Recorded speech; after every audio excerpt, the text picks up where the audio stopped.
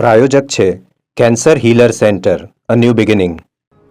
રાજકોટના ગાંધીગ્રામમાં 15 વર્ષીય સગીરા પર આચર્યું દુષ્કર્મ. આરોપીએ સગીરા સાથે સોશિયલ મીડિયા પર મિત્રતા કેળવીને દુષ્કર્મ આચર્યું.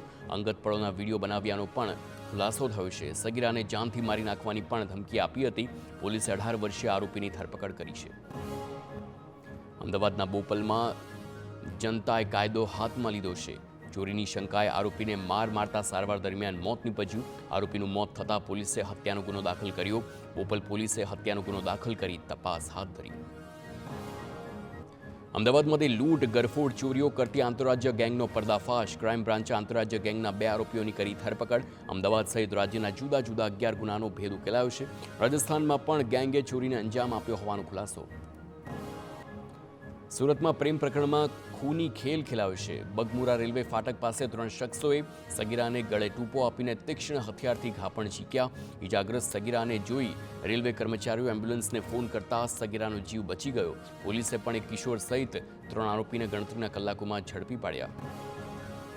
સુરતમાં નવી સિવિલ હોસ્પિટલમાં નવજાતના અપહરણનો કેસ. ખટોદરા પોલીસે અપહૃત બાળકને શોધી કાઢ્યું. પોલીસે ઝારખંડથી આરોપીઓની ધરપકડ કરી. પોલીસે આરોપી પાસેથી નવજાતનો કબજો મેળવ્યો. બાળકને હેમખેમ પરિવારને પરત સોંપાયું. આરોપીએ અપહરણ કેમ કર્યું તે દિશામાં તપાસ. આરોપી ભોગ બનનારના પરિવારના ઘર પાસે જ રહેતો હતો.